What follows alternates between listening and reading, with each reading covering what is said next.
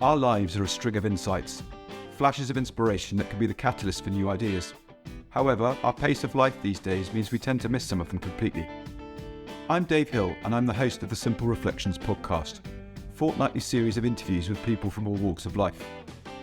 Our conversations are an invitation to reflect on some of the simple insights my guests have had that have gone on to have a profound impact on their lives. So grab a cuppa and a biscuit, join us, slow down for a little while and see what shows up for you. Welcome to the next episode of the Simple Reflections podcast. Today I'm joined by Aaron Turner. Aaron is the founder of One Thought, which is the organisation that I learnt my three principles ropes with, I suppose. They're both doing their foundations program and subsequently their practitioner development program. And I've had the joys of his company for the last 6 years in that journey. He's also the founding board member and current president of the Three Principles Global Community and the co-founder of the 3P UK conference, which is the largest global conference of focusing on the three principles. So I'm excited to have you here today, Aaron, and see where this conversation takes us. Yeah, me too. I'm very excited to be with you today. That's cool. Bearing in mind this, the whole idea of this series is to explore what might be seen as small or insignificant insights that people have had that have just they've not really thought about too much, but have had a profound impact in their lives. I just wondered if there's anything that springs to mind at the moment, or just see where we go. Well, when you mentioned that, Dave, I was thinking, and actually, all of the things that have just changed the course of my life and also changed the course of my experience of my life, changed my very idea of what was possible in life, came from small little moments of realization. It didn't really come from trying to do anything, like trying to achieve anything or trying to accomplish anything or trying harder at all. So it's always been that way. So, I can remember I'd been put on a lot of Three Principles courses when I was a teenager because I would visit my aunt and uncle, George and Linda Pransky, and they were giving courses. And, I tried to hear what they were saying, and it didn't really make much sense to me. And when I stopped trying to take an interest in what they were doing, when I didn't feel accountable for it, I was sitting at the back of the room while George was giving a lecture. And something about what he was saying just struck me as true. Like he was saying, have you ever noticed that when you think about things, you kind of go round in circles, you keep thinking, nothing really much changes. But sometimes there are thoughts that come out of the blue, and it's those thoughts that have energy, that have insight, that give you understanding, that move you forward, and they have a fresh feeling. Mm-hmm. They're different than that. Now, that's something that had been true my entire life. But in that moment, because I wasn't listening, because I wasn't trying, it was like, oh, yeah. It's really cool, isn't it? That is true. And what was really weird is it wasn't a big deal. It's like, oh, yeah, that is true. And then as soon as I saw that, there's like this brick wall hit me. And I was like, then what the hell are you doing? You are literally thinking to beat the band in order to find clarity when you've just seen now. It doesn't come from that. It comes out of the blue. And that changed my walking around state of mind so effortlessly, but so profoundly. And what blows my mind about how simple it was is it changed me, but it happened so naturally. It's not like, oh, that was cool, what else have they got? It was like, weird, never mind. Yeah, it is really interesting to sort of see that playing out. It is a little bit, when you're concentrating very hard, it's like looking down the barrel of a straw. I'm trying to see the world through an absolutely tiny lens because I know what I'm focused on, and it's this. And if it doesn't fit in that, then I'm not seeing it. And then all of a sudden, just put the straw down. Oh, okay, there's loads more stuff here. And it just feels, oh, well, yeah, off we go. But as you pointed out, there's an energy change in all of that. And I've seen it twice today. I was being interviewed for a different podcast this morning, and I saw the host just go, oh, I hadn't thought of that. And was nothing particularly outrageous that we were talking about at the time, but something shifted in his perception that opened the door. And now I know how this all works. I see more of it anyway. I see it in other people. There you go. That's exciting. Something's just shifted. Awesome. Yeah.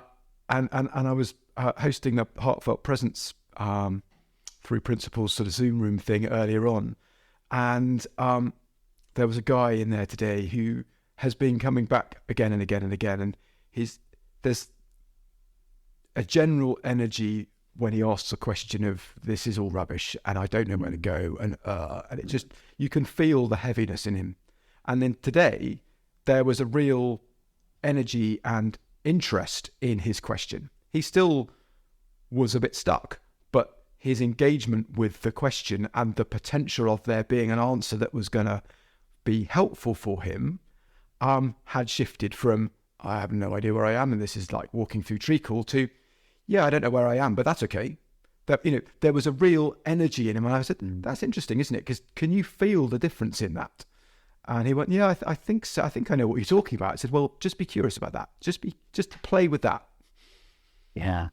It blows my mind that in order to see something new and discover something completely new, in a way, it's just a matter of being more open and interested, and there's nothing else to do, because whatever you haven't noticed is kind of there to be seen already. It's not like you're making stuff up. Mm-hmm. It's not a creative process. It's just a stumbling over something process. Yeah. No, it goes from, oh my God, what am I going to do? I can't find it, to, oh wow, I wonder what's there. Yeah. And it's very true. No, that's cool. I know you're in the process of a bit of turmoil at home at the moment with a fairly large move after a good number of years in your current location. Yes. And I know that can be tricky for people. The thought of upheaval and have we got everything, and do we need, what haven't we got, and yes, is everything packed? Yes. I just wondered whether there's anything in there that you're seeing that it's a very everyday activity for moving house for the world. The population's constantly moving, but individually we don't do it that often. No. So I just wondered if there's anything tucked away in there that you. Well, it's really funny, Dave, because it's a great example of, you're sitting in some level of understanding of what your mind's doing and how it relates to your circumstances. And, you have the upside of that, which is, to the degree that you see it more purely, you have a lot of perspective on what you're experiencing, and you're less victimized by it. But to the degree that you don't see it, you lack perspective and you are victimized by it. And I definitely feel halfway up that ladder, no problem. And because it's really interesting. So we, in my mind, I was thinking, well, we got several weeks, so we started packing, so it's all right, no problem. And I had this moment on the weekend, which was like, no, that's like 10 days. And you're looking at a house and you're like, well, how many boxes is that? How many boxes? And what was really funny is I went into a complete panic. I went into like a panic and started panicking away and packing things and panicking away. But the interesting part about it was, in the panic, my mind was saying, oh, this is because you got a lot to do. You don't have much time. You got a lot to do. You don't have much time. And while I was living in that experience, at the same time, I also knew this has nothing to do with what's going on in this room right now. This is to do with validating a lot of panicked thinking. But for that, I'd be fine. But what was so fascinating about it is there are times where I know that clearly enough that the panic thinking is completely irrelevant. It's like a background noise in my experience. But this weekend, I didn't know it enough for that. So I was living it like it was true. with like a faint echo of like, this isn't true. Like, you're fine, but for this thinking, you're fine. So when we decided to go out for dinner, it was totally easy just to forget about it, put aside, and go out for a night's dinner. Time to put the panic down. Panic only resides where there's cardboard, sticky tape, and a house. This is a restaurant that it doesn't apply here. It was such a weird experience to both see it enough to know that in principle, I was essentially freaking myself out for what I decided was a good reason, while at the same time not having enough perspective to have a really healthy relationship with it. I had a healthy relationship with it. So I find that quite interesting. I do find that quite interesting, that you see it enough to know it's there and enough to save you from getting completely lost. Mm-hmm. But why do you still buy into it at all? It's almost like it's not quite clear enough to be like, oh, that's a bunch of rubbish. So anyway, that's been my experience the past few days. That's cool. Nearly, but not quite. What do they say? Good, but no cigars, something like that. Now, I know you guys take this understanding into business and to, some fairly large organisations that are very capable at what they do. I prove that in the way they go about their business and their reputation. And yet there is still something by looking in a direction that doesn't look at the normal, bottom line type impacting things that normal businesses look to try and rectify. And that they get some real benefit from looking in a different direction. Yeah. So I wonder if there's anything you wanted to say about that. Oh yeah, absolutely. So when I first had the experience that my thought was creating my experience, and that unbeknownst to me, I was living in a lot of thought that made no sense, Mm-hmm. like, anxiety, worry, self-consciousness, all of that. As soon as that thinking started to look like thinking and I started to see how unhelpful it was. Well, actually, it's quite interesting, because if you see it in someone else, you immediately see how unhelpful it is. But when I started seeing it in myself as that unhelpful, it stopped being so tempting. And then all of a sudden, my level of clarity, my freedom of mind, my purity of mind just, kind of bubbled up, because there was nothing holding it down. Mm-hmm. And everything changed. My relationships changed. My career started going better. And in organization, and one of the things that I realized is we're living in a world where people are blind to the state of mind they're in. So they're victimized by whatever state of mind they happen to be in. Mm-hmm.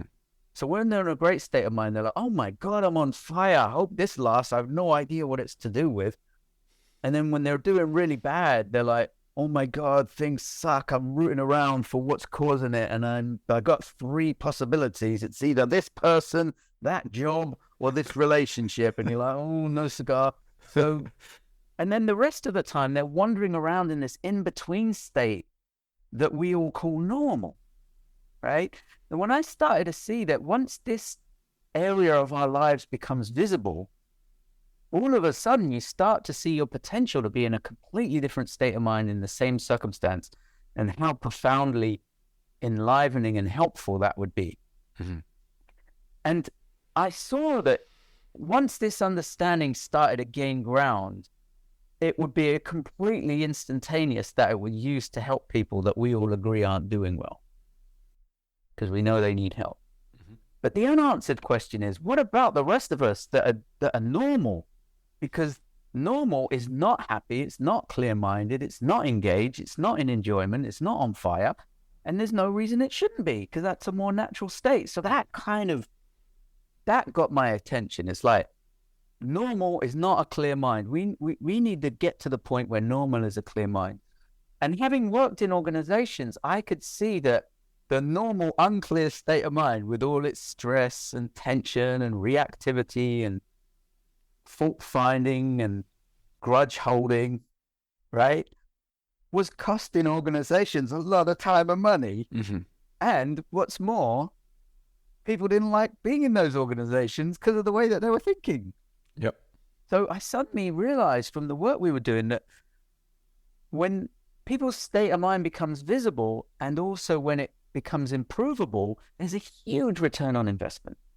It's a huge return on investment. It's like, you know how they say the short leg of the stool?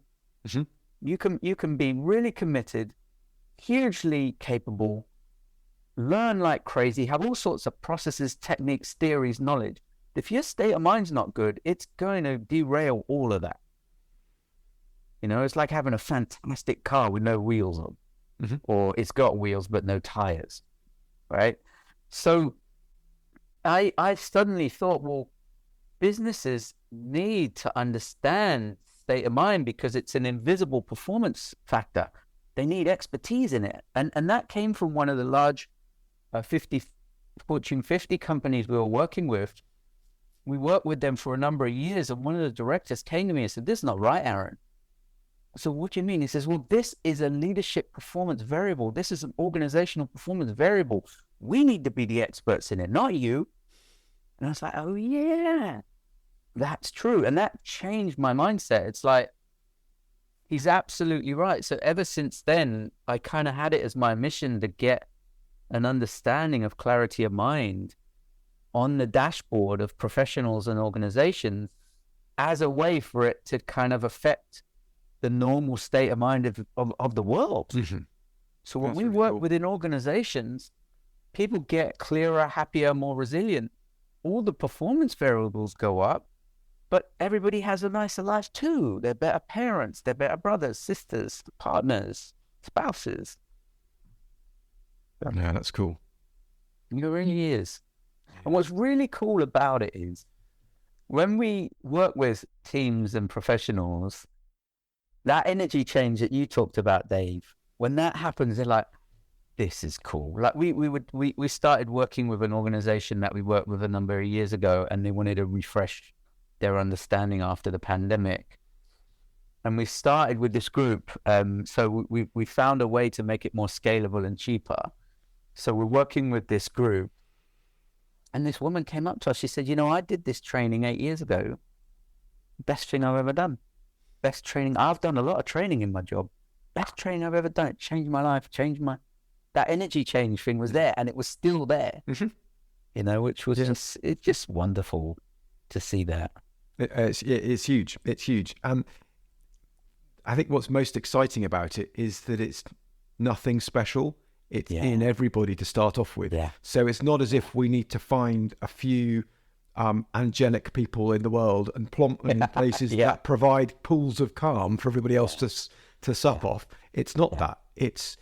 There can be a domino effect in terms of the pool of calm that walks into an absolute chaos, and we see that throughout history and sporting events and all the rest of it, where someone just it doesn't look brilliant at the moment, but let's roll our sleeves up and get on with it, Eddie. What else have we got to lose? And that can be infectious, but that infectious, or the thing that's being infected, in a way, is people feeding off that energy and going, oh yeah, okay, I can take confidence in their confidence, and then all of a sudden it's like, oh right, well, yeah, okay, I can help with that. Yeah, and that's what's exciting about it. Mm-hmm. It's really cool. I was just thinking about it at the weekend. It's the Six Nations time of year, and I was at Murrayfield watching Scotland play. The joys of being an Englishman in Scotland is, sucking it up and going along and supporting the locals, which is great. It's wonderful. But at the same time, knowing that if the boot was on the other foot, it wouldn't happen. But anyway, it's been really remarkable watching the change of fortunes for Scottish rugby. And if previous performance is an indicator of future performance, then where they were 5-6 years ago of scoring nothing, we shouldn't be seeing what we're seeing today.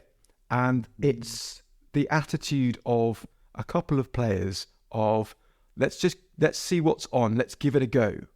And if it doesn't work, shrug the shoulders and, okay, I'm sorry, but I tried, and not let that put them off. What's in the next play? What's on there? And it's that energy and enthusiasm that's infectious. And the principles do a wonderful thing of explaining that. Yeah. What the world sees is it's the in this instance probably the Finn Russell effect. He is something amazing that's been dropped into the team, and because of that it's cascading, and he's walking around as if it's all on me. I'm it, which is great to a degree, but also not necessarily true, because the greatness in the team is individually and being brought together as a collection.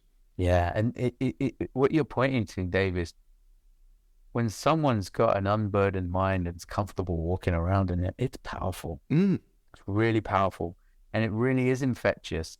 But then when you get into get into an organization or a family where it's not just the infectiousness of one person, but everybody understands it, or a good proportion of people understand it, it's a whole nother, it's a whole nother dynamic, which is an amazing thing. It's like we were in one of the companies we were working in, and someone pulled us aside and they said, it's really interesting working here. We don't get upset with each other anymore. Well, we do sometimes, but we don't hold on to it. Like, we have a culture of unconditional goodwill. And it's not because they happen to have a really great leader. It's because at the end of the day, everybody knows their feelings are coming from them. So why would they hang on to it and blame it on somebody else? They just doesn't make sense anymore. And what's amazing within teams and organizations is you never know what that's going to show up as. You just know it's going to be cool. Yeah. Because it shows up different in different, organizations, but it's very, very cool. No, I enjoy seeing, that what's going to happen here feeling of going into, right, okay, well, let's play the game and see what happens, and it's fascinating because there's always a surprise in there. There's always something really exciting that comes out completely left field. Wow, yeah, that's new for me too. How cool's that? And I think it was during my initial training with you guys, I was driving up to further north in Scotland to go and spend the weekend with a couple of friends and Rita Shufford and a group of about 20 of us, I think. And as a result of that, couldn't join one of the calls that you had other than via dialing in on the phone. So I was listening rather than participating. And I heard Linda Pransky talking about at the start of a, let's call it a coaching conversation, there is a sort of balance of knowledge, I suppose, to a degree, in terms of there is a client-coach relationship. But actually, that can flip on its head during the course of the conversation. And that's a fairly unique thing, I think, in the world that we're working in, is knowing that there is stuff for us to learn in this as well, rather than I am the expert throughout this process and you will never be in my league. It's so open and exciting in that sense, because you don't know where it's going to go, and there's a real back and forth in terms of who's learning from who, and it's really fun to watch and witness. No, it's so true. It's so true, and it's really helpful, because it's easy to get the idea that you understand something, or you understand enough, or you're an expert or something. It's very easy to have that thought and buy into it. But it really stops you having the openness that we talked about at the beginning, where you're interested, nobody knows what they don't know. So you kind of that humility and openness that allows you to stumble on new things, which is fabulous. I've been playing with various ways of describing things recently, and when I first started on this journey at Sydney Banks, obviously the guy that dreamt this all up in the first place, and it evolved over time to become a thing called the 3 Principles. But the root of everything he was saying, certainly when I was listening to it to start off with, is don't listen to what I've got to say. What? Pardon? How the hell does that work? But being thrown by that first piece, and he says it's not in the words, it's in the feeling. Okay, well, all right, what? Okay, and a lot of head scratching around that.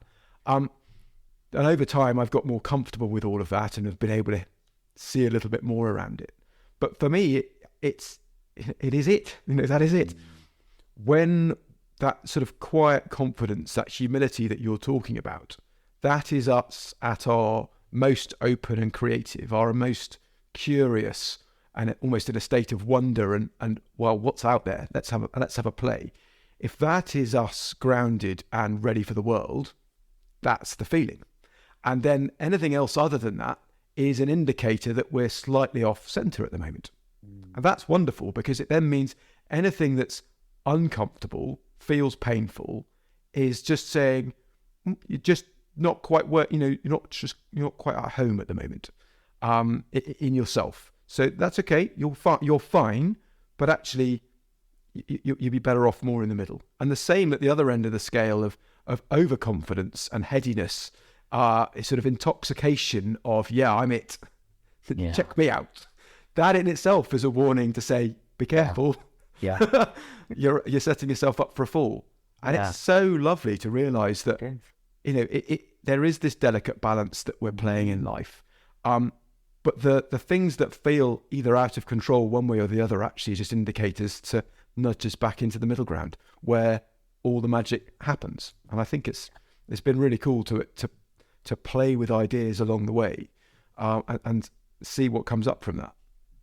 Well, what occurs to me, like listening to you say that, Dave, is that you don't really need you don't really need to be thinking. It's like the mind's not made for thinking. It's made for those. It's made to be available and have those moments of clarity. And it's quite funny because everything you described, it's like as soon as you start thinking, you kind of, you disbalance your mind. We have this thing. Leela bought this balancing thing, which is like it's like a wooden circle with a half ball in the middle that you stand on top of and you balance. So we got this thing, and when we first got it, I had a foot on each side. I was trying to balance it. The most you can do is like 2 seconds. The 2 seconds, and you're like 1, 2, 3. That's right. But I had this moment where I realized, why am I trying to balance it? Why don't I just put my weight towards the middle? Don't balance. And it was totally different. It's just like, and that's like we trying to find our way by thinking is actually like pulling yourself to one of those two ends of the whatever. Swinging with overcorrection. I need to think. just sort of hurtling around the place.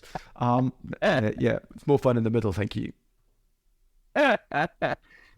So maybe the next few days packing are going to be a bit different, I could just get on with it. And because it's so funny because it was the thinking that was causing the problem, because in my mind it's like, how am I going to assess how we're doing?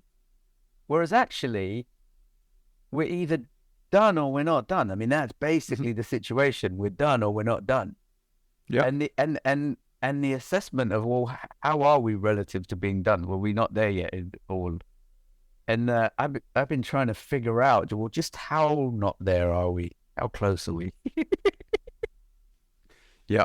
No, it's an interesting game. It's a case of, right, yeah, there's stuff not in boxes. Cool. Not done. Have I got boxes? Yes. Good. Brilliant. Yeah. Let's just put some stuff in. Yeah.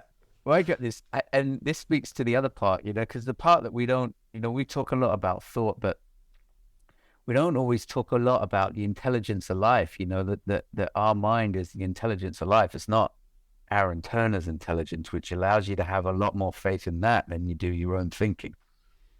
So, yeah, we have this incredible need for boxes. And what's really interesting is supermarkets don't really do as many boxes as they used to. and they're much more efficient at getting rid of them. So they don't have them hanging around. So I'd been going into the supermarket day after day for a few days. You got any boxes? And yeah, I got the odd box, whatever. So I pulled onto the high street, and I had this genius plan in my mind where I'd go to one end, do the shopping, work my way back, and then ask for boxes at the end because I'd be by the car, blah, blah, blah, blah, blah. I was a genius. I do say so myself. Well done, Aaron. Yeah. And then as I'm walking from the car park past the supermarket, I'm like, you should go in for boxes now. It just popped in my head, you should go in for boxes now. I thought, that's not the way we're doing it. But it had that feeling, right? It had that that softer, well, that's not really me feeling. So I went in, and it was box heaven. They had this whole palette. The guy was there. He helped me get in there. And ever since then, I got this really symbiotic relationship at the supermarket. They tell me what time to come in for the boxes. I come in for the boxes. And it was one of those things because I realized, wow, if I hadn't listened to that and I'd just gone with my own thinking, I'd been no better off. By the time I got back there, they'd all been in the lift. I would never have met the guy, Yeah, it would have proved the fact that there aren't many boxes around at the moment. They're going to get rid of them. Which is true. They have managed to get rid of them. It's just, it's fun how things show up like that. Yeah, it just reminded me, why would you need anything other than the way we get these moments of clarity as we're walking around our mind? Like, why do you need anything else? It's like that very first realization I shared with you.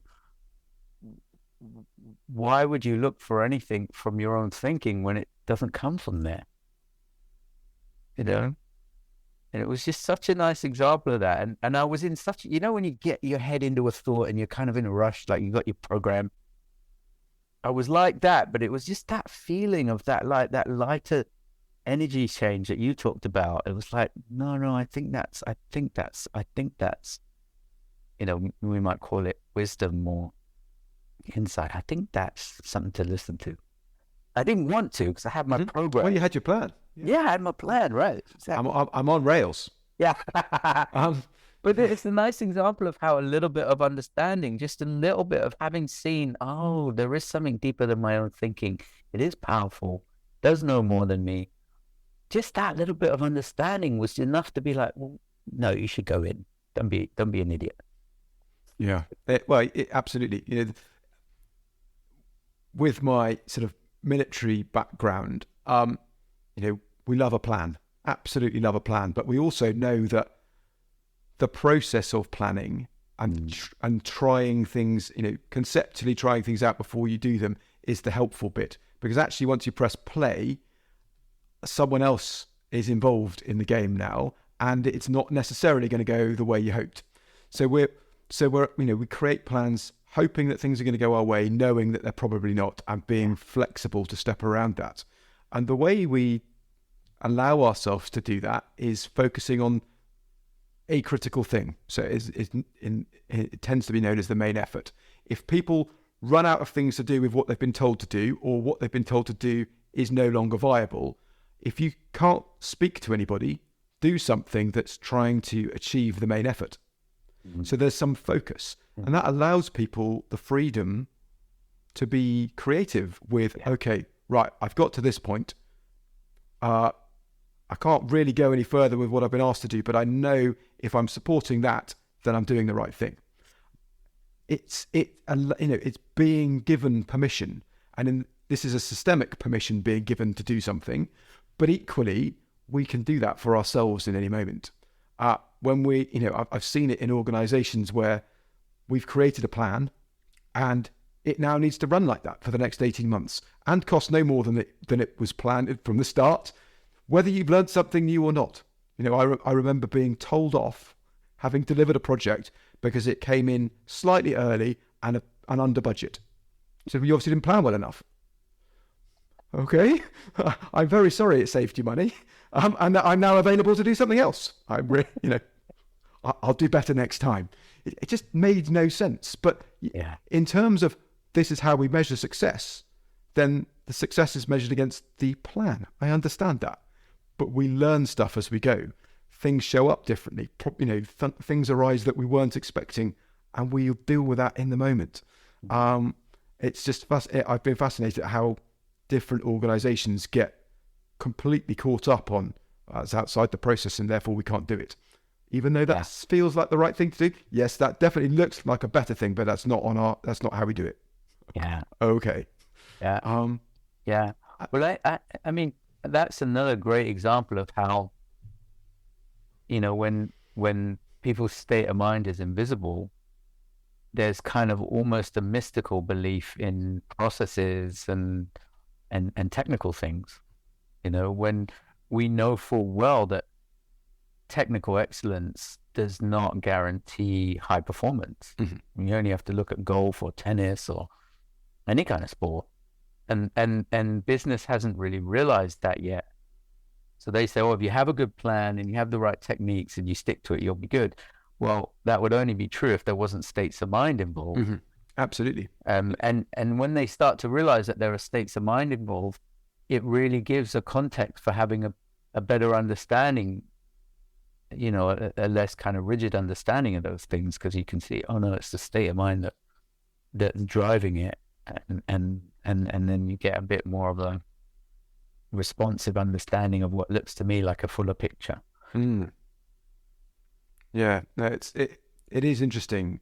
The more technological a company is, or the more reliant it is on certain forms of technology, the more it thinks it's a technology company and doesn't focus on the soft squishy bits that press the buttons.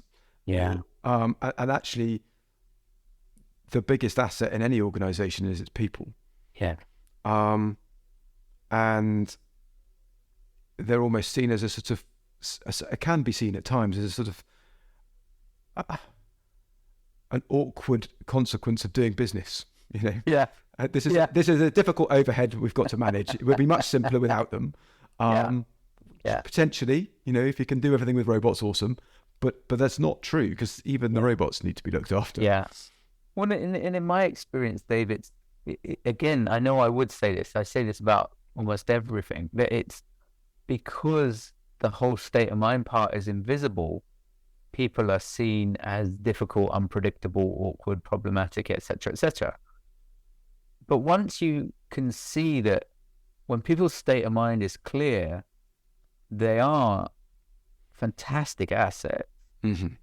And when they're not, they're problem machines. And it's not a black box. It's a very simple system that everybody's, it's everybody's in the same system that has the same makeup, whatever you want to call it. Then all of a sudden it goes from like this frustrating black box. You put something in, you never know what's going to come out the other end. And you talk to people about things and they never change, they never listen, and it's incredibly frustrating, to really being able to understand and appreciate what's going on, how it works, and including your part in it. And then it all gets a lot less frustrating and difficult. Yeah, no, it's so true. And there's lots of fun to be had. Lots of fun. Yeah. Cool. Yeah. In just the way people listen to each other, then they start to realize, it is a black box, but I could actually listen to the person and find out what's in the black box. Yeah. See where they're stuck. Yeah. Stop talking at them and actually listen for a minute. I've told you 3 times now, and I can't believe I'm about to have to tell you a 4th. Yeah. I don't know why you're not changing. I'm not going to ask you, but I don't know why. Yeah. No, it's awesome. That's awesome. Cool. So, outside of the house move, have you got anything big and exciting on the horizons? Yeah. So we have an online learning platform that we launched a few years ago, and over the last couple of years, we've developing how we can provide that to organizations as a scalable, low-cost, well-being, clarity of mind resource. Mm-hmm. So we figured out how organizations can use it without it being too demanding on people's time. It's a combination of webinars, and we've rebuilt the online platform for that purpose. Mm-hmm. So every organization has a completely tailorable version of the course. Oh, wow. So they can have their own content. Like, one of our clients is in the restaurant business. They can do stuff for the challenges that waiters face or chefs face. So we kind of tailored it really well for organizations. We're testing it at the moment. We've been working with those organizations and the NHS, and it's very exciting because that's cool. We could really see loads of people learning about this very impactfully, very easily, very enjoyably.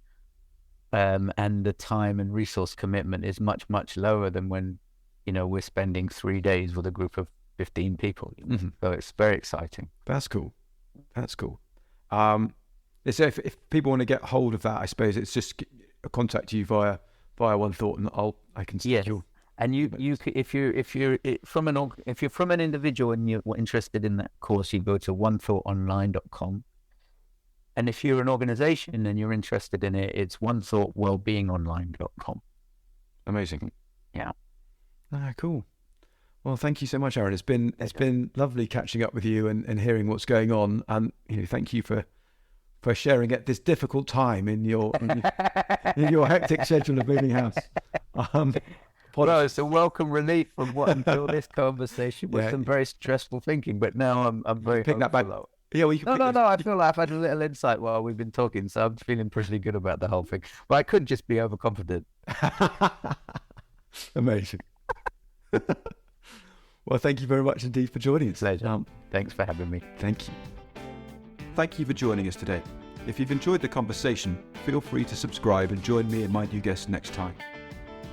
If you're interested in the work I'm doing, or you think I can be of service to you or your organisation, please email dave@simplicityofmind.co.uk. Remember, see if you can find time to slow down and reflect. Those simple ideas might be worth listening to. Take care, and I hope you can join me in a couple of weeks.